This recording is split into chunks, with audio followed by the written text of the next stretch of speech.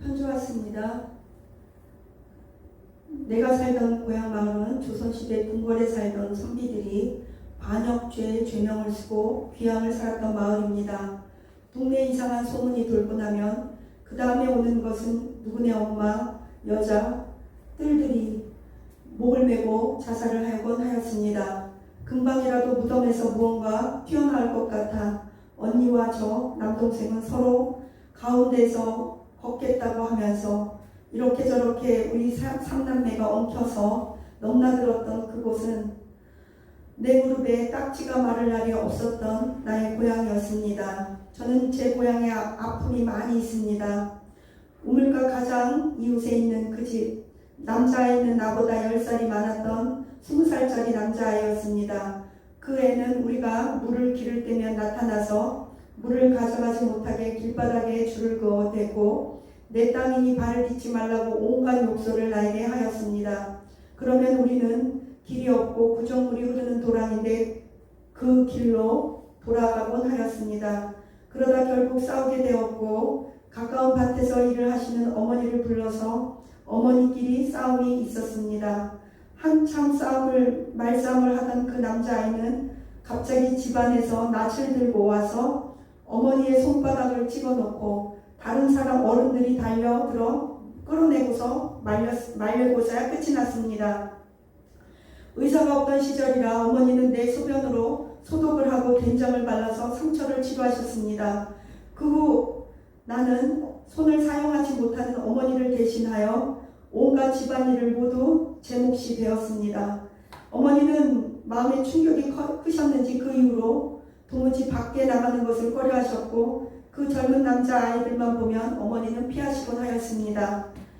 아버지는 40세가 되던 해에 위암이 찾아와 숨이 차고 더위를 잊으려고 막걸리를 오히려 드셔서 목숨을 더 빨리 빼앗아가 버렸습니다. 제 나이 12살 되던 해에 아버지는 떠나셨고 어머니는 손을 쓰시지 못하게 되었습니다. 나는 몇 밤을 자고 나면 아버지가 행여 다시 오실까 하여 집 앞 골목을 몇 번이고 나가보곤 하였지만 돌아가신 아버지는 돌아오시지 않으셨습니다. 어머니는 아버지께 약으로 쓰시려고 무섭고 징그러운 구렁이와 뱀들을 잡아다가 약을 정성으로 다루시며 오직 솔방울로만 따로 모아서 이런 뱀들을 끓이기도 하셨습니다. 아버지를 위해 불타오르던 솔방울은 활활 타올라 한줌 죄가 되었고 내 아버지도 더 살고 싶다며 두려움에 밤에는 더 이상 주무시지를 못했던 기억이 나고는 합니다.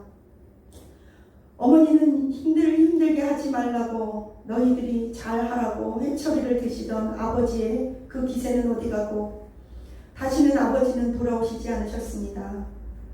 마지막 가실 때 키가 크셨던 아버지를 관이 너무나 작아서 목도 제대로 편히 누워드리지 못하고 아버지 손과 목을 부러뜨리고 굽게 하셔서 관 속에 넣어 아버지를 그렇게 떠나보냈습니다. 12살 때요.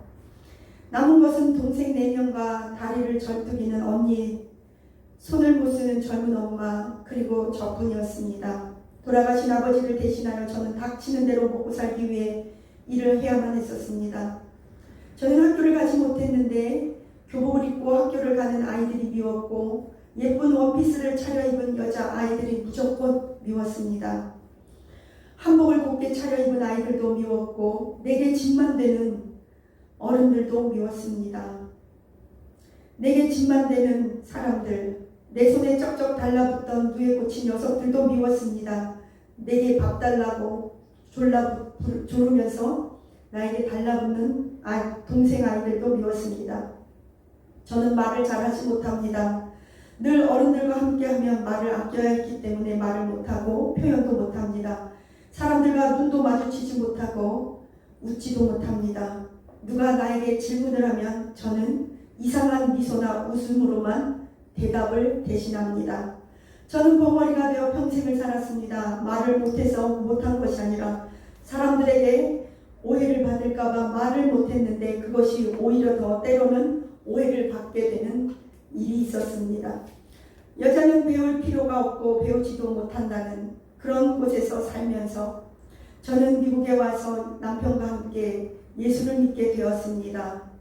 그런데 개척교회 목사님이 교회를 건축하신다고 하여 저는 모든 가져왔던 전 재산 10만 불까지 건축 헌금을 했는데 그 10만 불 1억 되는 헌금도 모두 개척교회 목사님께 사기를 당하고야 말았습니다.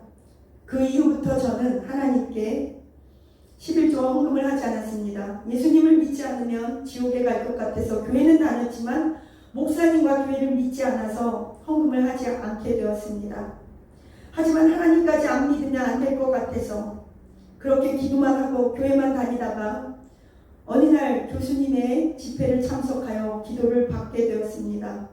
그런데 갑자기 교수님께서 우리 부부를 붙잡고 기도하다가 이렇게 우리 부부에게 귀에다 대고 말씀하셨습니다. 집사님, 왜 사람을 보고 교회를 다녀요? 목사를 보고 교회 다니지 마세요. 목사도 사람이에요. 목사도 물론 좋은 분이 많이 계시지만 목사보다 더 좋은 분, 진짜 우리의 영혼을 구원하실 분은 하나님이세요. 집사님, 왜 11조를 하지 않으세요? 11조는 교회나 목사님께 내는 게 아니고 내 영혼을 위해서 하나님께 내는 것입니다. 하나님께서 사업을 풀어주실 것이니 형편껏 헌금 11조 다 계산해서 내세요. 하나님은요, 우리의 상처와 마음을 아세요. 이 말씀을 듣고 우리 부부는 너무 울었습니다. 그리고 밀린 11조를 그날 바로 계산해서 6,000불을 계산하여 하나님께 바쳤습니다. 교수님, 이제 제 마음이 평안합니다. 하나님께서 그렇게 10만 불 사기당하고 난 다음에 저희 부부에게 좋은 사업창을 주셨습니다. 장사도 매우 잘 됐는데 사기당한 상처로 인하여 헌금과 11조를 하지 않은 것을 회개했습니다. 교수님, 저를 안고 제 마음을 다 아시는 것처럼 한 번도 저를 만나고 저에 대해서 아시고 제 이름도 모르시는 분이 저와 함께 기도하시면서 한없이 울으셨을 때 나도 내 평생 처음으로 교수님과 함께 실컷 울었습니다. 교수님과 함께 저 실컷 울며 기도하고 나니까 이제 내 가슴에 맺혔던 먹먹한 웅어리가 풀리는 것 같습니다. 교수님, 저도 이제 목사님들을 사랑할 수 있습니다. 11조와 헌금을 열심히 낼 것입니다.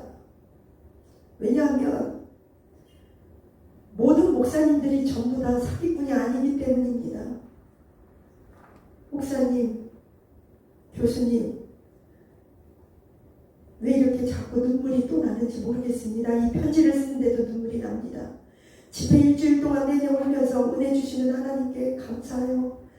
어떻게 말로 주체할 수가 없습니다. 목사님, 교수님 부탁드립니다. 우리와 같이 상처난 많은 성도들이 있을 것입니다. 우리들을 위해서 끝까지 좋은 목사님으로 남아주시기를 바랍니다. 기도하겠습니다. 하나님, 우리가 부족합니다. 성도들도 죄를 짓고 목사들도 죄를 짓습니다. 그래서 예수님의 보혈이 필요합니다. 예수님 용서하여 주옵소서. 하나님, 교회의 영광을 회복시켜 주시고 영적 권위를 회복시켜 주옵소서. 이단 신처지로 인하여 실추된 교회와 목사님들의 명예가 회복되게 하옵소서. 성도들의 마음이 위로받으며 안도되게 하옵소서. 어떤 나쁜 몇몇 목사님, 정말 그분들은 참된 목사가 아니고 어쩌면 이단이나 신천지 가장된 그런 목사님일 수도 있는데 그분들 때문에 오히려 모두 다 한 번에 싸잡아서 목사님들과 성도들과 교회가 욕을 먹고 있습니다. 하나님 용서하시고 하나님의 영광이 회복되게 하옵소서. 아버지여, 여호수아에 나오는 기생 라합이 했던 그 고백이 있습니다. 이스라엘 백성들이 홍해를 가르고 10가지 재앙과 많은 왕들을 물리쳤다는 그 소리를 이방인들이 들었을 때 그들의 가슴이 간담이 녹았고 마음이 서늘해졌다는 그 고백들을 모두 믿지 않는 자들이 하게 하옵소서. 아버지, 목사님들을 위로하시고 사모님들을 위로하옵소서. 더 많은 진실되고 신실한 하나님의 주의 종들과 일꾼들이 일어나게 하옵소서. 교회 재정이 날마다 흥황하게 하옵소서. 그것을 통해 죽어져가는 영혼과 세계 성도가 이루어지게 하시고 확산되게 하옵소서. 예수님 이름으로 기도합니다.